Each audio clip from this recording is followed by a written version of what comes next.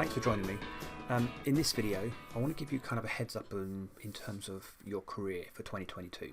So if you're looking to get into a DevOps type role in 2022, or you're already in an automation role, or an engineering role, some sort of Linux engineering role, or even you're in a DevOps type role already, but you want to better understand the tools you should be learning, to get a more interesting job, or to, let's face it, to earn more money, then I'm going to show you some of the things that might help steer you in the right direction.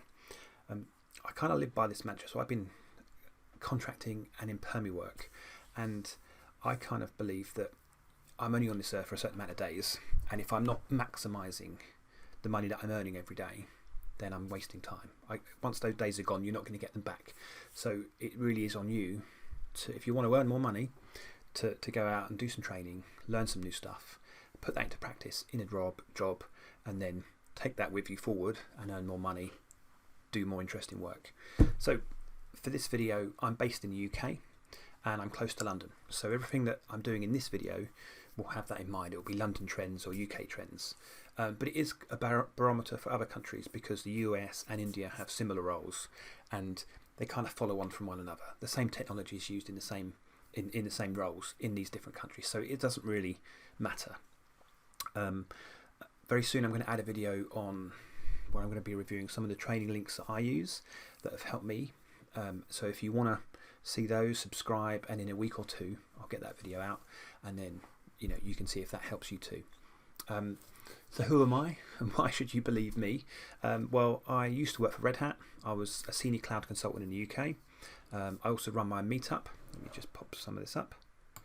Here we go. So I run the London Infrastructure as Code Meetup. Got 1,200 or so members. Do loads of different meetups with different things, which is quite interesting. Feel free to just join that. I'll stick the link in the description.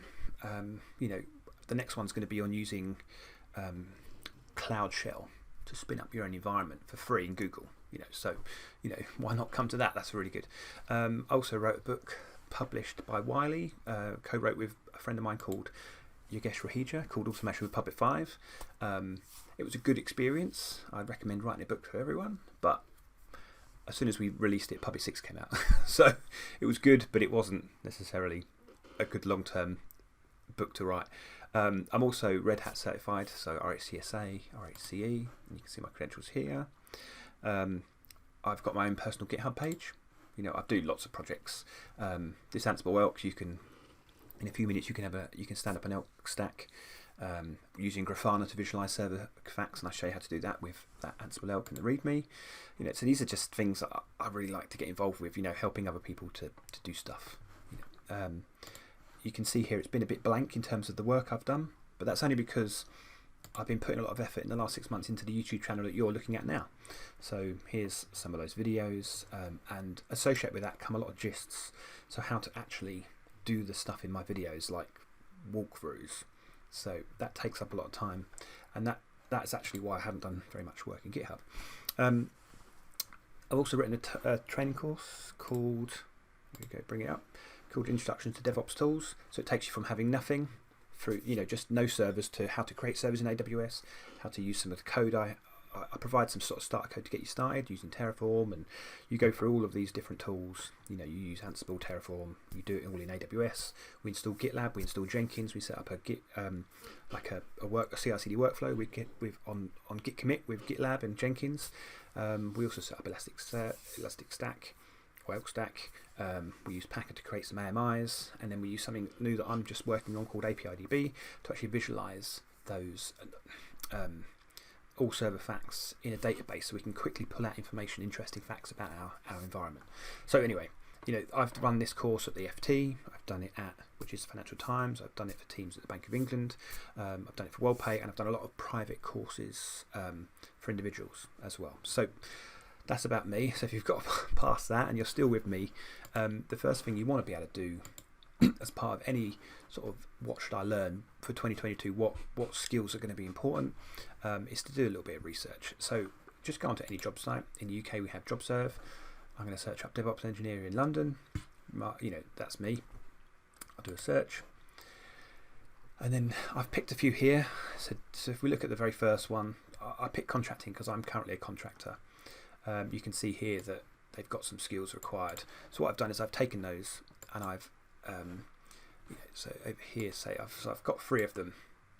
So here they are. So you've got AWS, Ansible, Jenkins and Git in one. Then we've got AWS again, Terraform, CI/CD and Azure DevOps.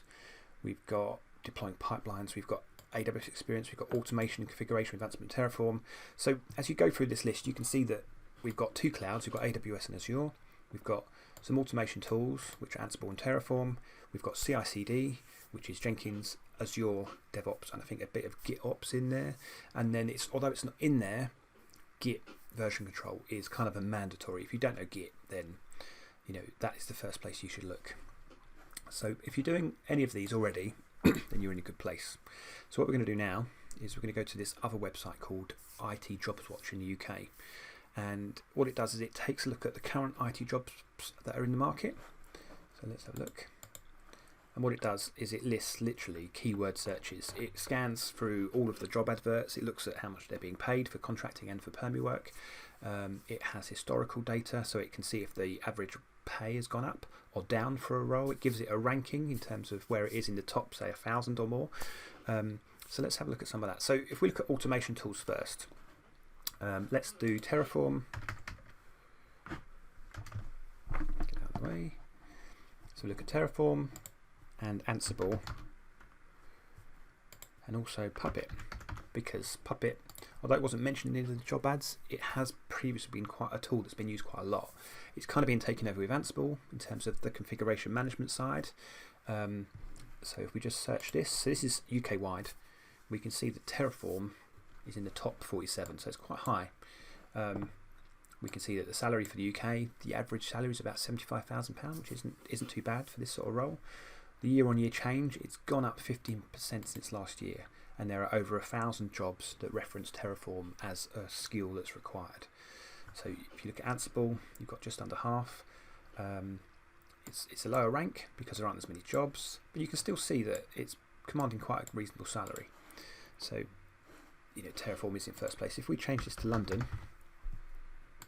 and do a quick search, so Terraform goes up. It's now 38. You also get 10 grand more. I think the first one was 75. It's now 85. So, and again, there's twice as many jobs as Ansible jobs. But still, as a medium salary, you can see that all of the jobs in London have gone up 15, 12, 14%. So I'm not sure what Puppeteer is doing here, but that's not relevant to us today. But you can see any of those, their salaries have gone up. This is basically, with Brexit and a few other reasons, there isn't a lot of skills in the UK at the moment. There's a bit of a shortage, so people are paying above average at the moment. So you can see here that out of these 3, Terraform is probably the best. Terraform is a slightly different tool to Ansible. Ansible is more of a configuration management tool. It can build servers, but Terraform itself is more of an infrastructure as code. It can manage your entire infrastructure in an organisation, and that's different to what Ansible does. Ansible can do it, but Terraform is a kind of tool built just to do infrastructure. So I would probably, you've got a choice here. Learn both and you'll be very well covered. Okay, so if we move on to looking at the next in the list, which was Jenkins and Azure DevOps. So let's do the same. Let's get rid of these and do Jenkins and Azure DevOps. There it is. We'll get rid of London and we'll do the search again. Okay, so DevOps and Jenkins as well as Azure brings back a lot of different matches, but we're just going to concentrate on the top 2 here. So Jenkins, top 59. Again, it's growing as in terms of the salary, and there are 745 jobs. Literally a tenth of that for Azure DevOps. So Jenkins is much more highly in demand on job specs than Azure DevOps is. So it also commands more money. So it's a skill that's probably worth learning. If we then just go to London, just to get a more specific view for where I live, we can see that it's jumped in salary. It's now 77, whereas your DevOps has remained pretty static from 65 to 68. And again, there's 10 times more jobs with Jenkins. So if you were going to learn one of them too, as a somewhere to start, start with Jenkins. Don't start with Azure DevOps. There's many more opportunities with Jenkins. And the final one is the cloud. So let's have a look at how the cloud jobs.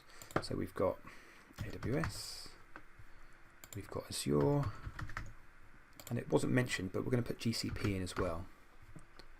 So take London off, do it as a national. So we can see that nationally in the UK, Azure by far outstrips AWS. There's like not quite double, but a lot more, like another third more in terms of jobs. And GCP, it's kind of down there, but GCP you get paid more, so it's more of a niche subject. So if you can get training in GCP, even though it isn't on their job specs, if you find a job it is on, chances are it will be a high paid salary. So let's look at London.